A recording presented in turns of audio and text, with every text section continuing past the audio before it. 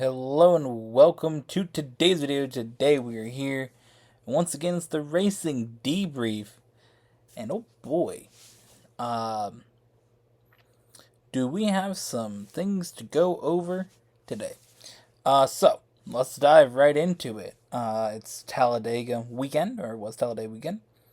And there were some wild races, but leading up into the week, we had more drivers announced for the top 75 all-time list.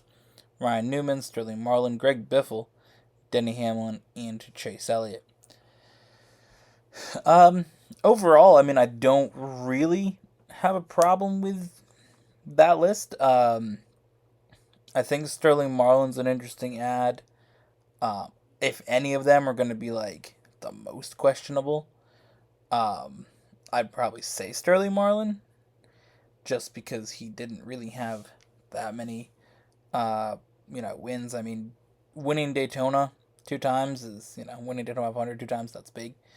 But I think that, I guess it depends. It's hard to say now, I guess when the whole list comes out, sort of seeing who maybe got left off. I think that they'll have gotten the right group. I think the NASCAR will make the right decisions for the top 75 list. I don't really think that there's an abundance of drivers. I think you kind of get into a certain spot where there's, you're going to have the champions, you're going to have the guys who were close but never became champions. I think that's a certain group, we're looking at. Denny Hamlin, obviously a lock. I'd put Carl Edwards, I'd put Dale Jr., like those three without championships from, the last 25 years, really. I'd put those drivers. But then it kind of, what does that leave you with, right? Because you have the champions plus those three, fill it in from there. So yeah, it'll be interesting to sort of see who fills in those other spots. But I wouldn't say that that's a terrible list. Ryan Newman, he had a decent amount of wins, with about 15 or 16 in there, probably. His qualifying, he's got 51 poles. So, killed it in qualifying. Then you got Greg Biffle. Again, similar amount of that, but stats in Xfinity and truck, very, very good. Denny Hamlin, his accomplishments speak for themselves with almost, what's he on, 49 wins? So almost 50 wins. He hasn't got a championship, but he's been there, been very close. 3 Daytona 500s. He got Coke 600 last year. I believe he won Southern 500. I may be wrong, but I think he did win Southern 500. And then you got Chase Elliott, 2020 champion. Again, I think winning a championship puts you on the top 75 list. Getting something like 35, 36 champions in the 74 seasons that have been ran. Leading in 75 years. So, 35 drivers in 74 years. Those drivers will be on the list. So, Chase Elliott winning that championship in 2020, a lock for the list. So, I'm sure he'll, obviously, is going to add to the win total, add to the accomplishments, more crown jewel, or add crown jewels in there. So, obviously, he'll go up the list. So, there's that. We saw the colleague penalty from a few weeks ago. It got reduced, and then it got actually completely reversed, because the Hendry penalty got reversed. So the colleague penalty, it makes sense for it to be reversed. Why would you rule different on that in 2 different days if they got the same penalty for the same thing? Austin Dillon got a penalty for something with underwing assembly mounting and underwing stay assembly hardware. So that has to do with something underneath the car. Very technical things. But yeah, I just think that NASCAR's given out some penalties, so we'll see what happens if, they win their appeal or not. Seems like everybody's winning appeals. So, besides Denny Hamlin, which again, Denny Hamlin's penalty was absolutely ridiculous. So, there's that. New penalties, overturn penalties, interesting things like that. Next, we move on to the Xfinity Series race, which was absolutely insane. It was interesting really watching a race and really seeing the cars get torn up. It's something we haven't really seen. Watching the Cup race, you don't see the cars get torn up to the extent that they used to. So when you see it in a Xfinity race, it's like, oh yeah, this is how a car is actually supposed to break apart. They're actually supposed to take damage. But again, some insane wrecks. Blaine Perkins with his flip on the back straight. And I forgot the driver that hit the inside wall in that same wreck. But the way that he hit that wall, absolutely insane hits there.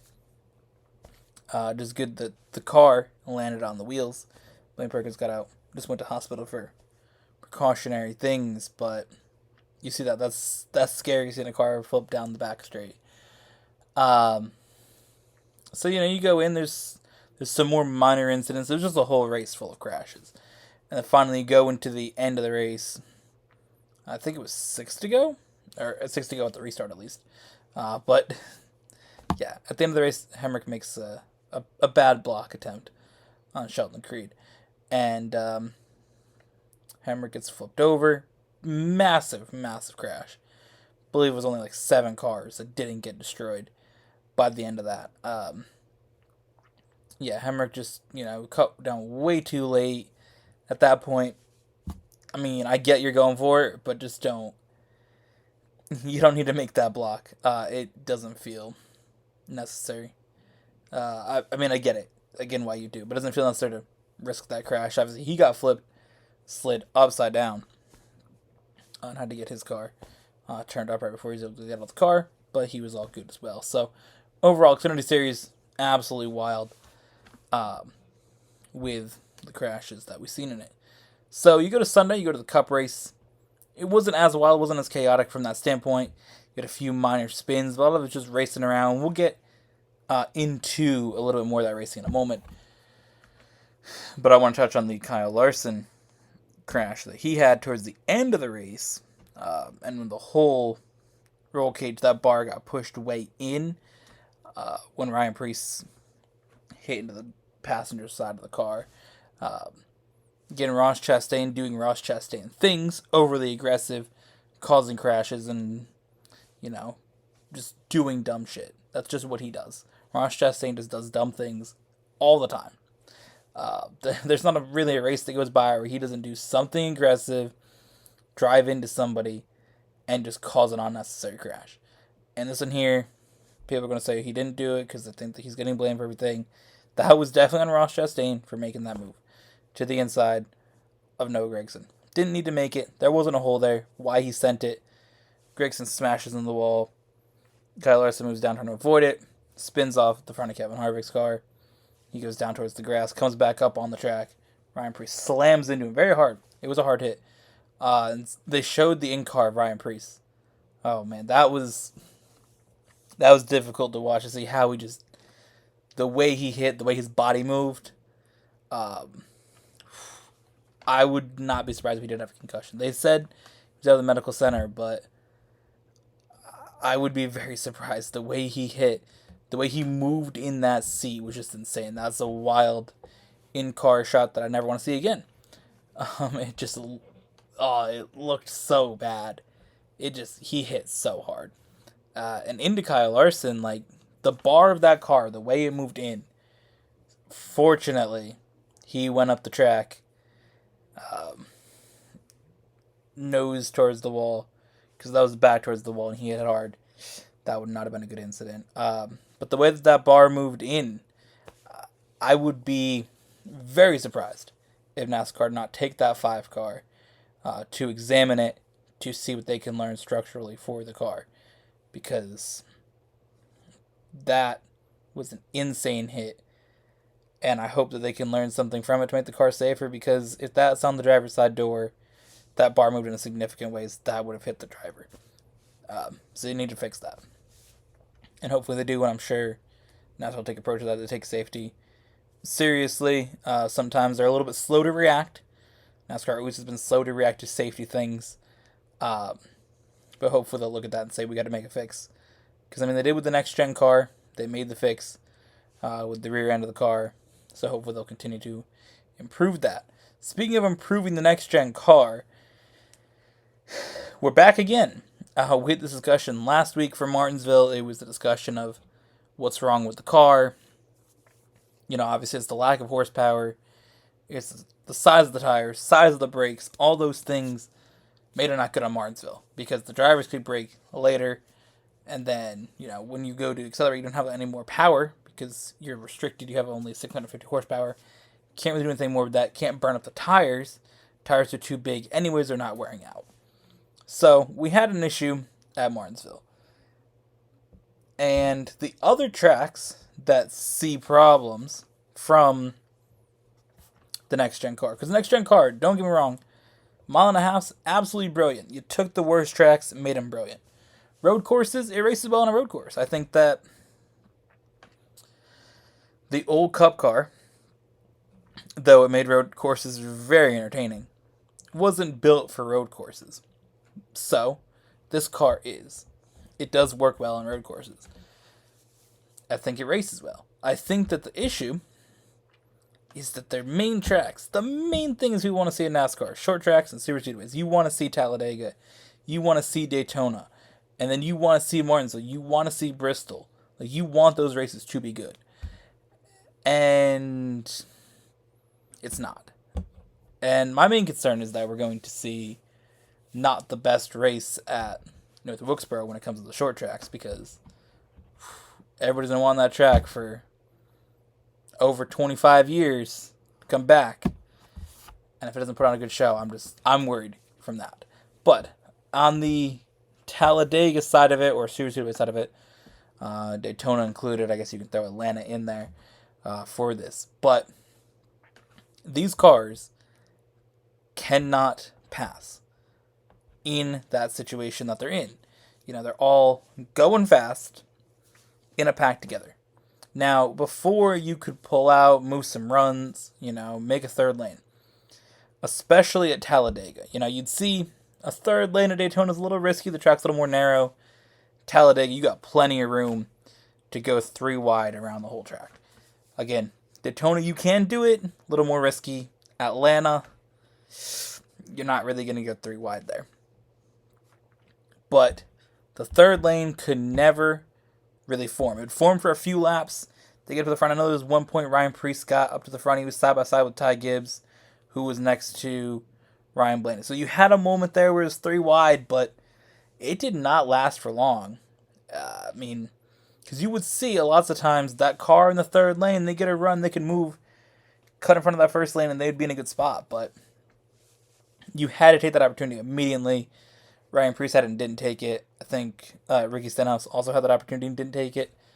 But in those moments, like, the other issues that it causes is that these cars, for some reason, I think it does have to do with the lack of power. Again, I think that seeing the cars go faster, they're going 190 compared to when they used to go 200, 203 in that range a few years ago. So you have that. I think adding a little bit more power back would be helpful. Please add more power back, please. And I really think that, some of the aerodynamic things that the cars do, again, it works well, but I think that NASCAR has an issue where we're trying to make one package work everywhere. I think that, when you've seen years ago, you had, okay, this is our setup for short tracks. This is our short track package, short tracks and road course package. This is our mile and a half. This is our super speedway. You see different things, but they tried to make a car that could do it all. Which, again, if you're saying we're doing it for cost savings and whatever, okay, cool. But it's not working. I think that last season, the amount of cars that, amount of drivers that won, brilliant. I think last season was very, very good. But for some reason, going into the second year, the next gen car, I think a lot more of the flaws are being shown. I think we're past the point of, okay, it's a new car, it's cool, it works on these tracks. Okay, now we gotta fix it. 1 year's okay. But, man, just seeing that race, especially when you watch the Xfinity race the day before. If you watch the Xfinity race and see the amount of cars passing the lines, of course, it was a little bit of a wreck fest. But the way that the cars could move and the drivers could move around, and you have, you could be in the back and you could say, okay, I want to go to the front. And you could try to go to the front. In this race, the strategy of hanging out in the back, avoiding a big crash, doesn't really apply. You can't do that with these cars. You're kind of stuck in a spot that whatever lane you're in your lane. I mean, you just watch guys push each other around. There's not much movement through the field.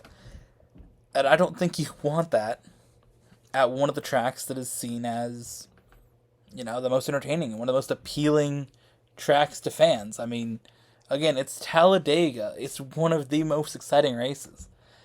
And to have it be that a third lane can't be formed, and when somebody tries, it just kills the second lane, they got to do something. I think it's got to be more power. I think that's the main thing. Get more power in these cars.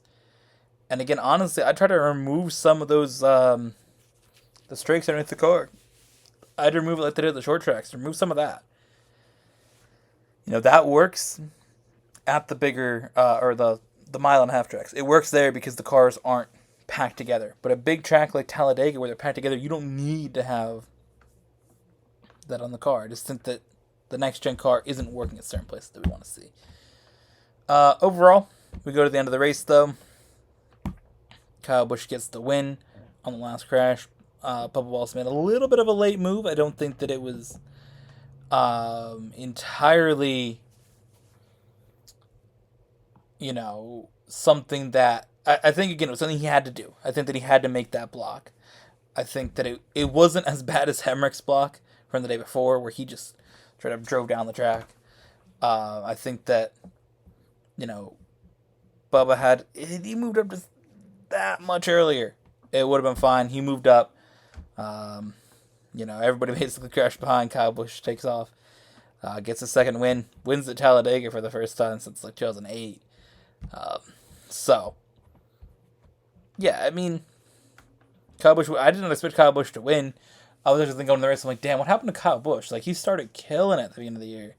You've seen LA Coliseum, Daytona, Auto Club. Like, the first 3 races, he was there. And then I was thinking, where'd Kyle Busch go? And then here he comes, gets a second win. So, I do think this year we're going to see less winners, and then we're going to have more guys getting the playoffs on points. I think that, we're at the point where the level of the cars, the playing field isn't as level as it was last year. So, I think you'll have less winners. Because, we were just seeing William Byron get 2, Kyle Larson, and Kyle Busch. We've only had 6 winners. Because Joe Logano get 1, Ricky Stenhouse get 1, and Christopher Bell get 1. So, that's what we're looking at. I do think that you'll probably see, I'm going to say 12 winners. I think you'll get maybe even 13. But, yeah. I think Denny Hamlin will get 1. Kevin Harvick will get 1. I'm saying overall wins. I'm not saying just 1. But I think those drivers will get a win.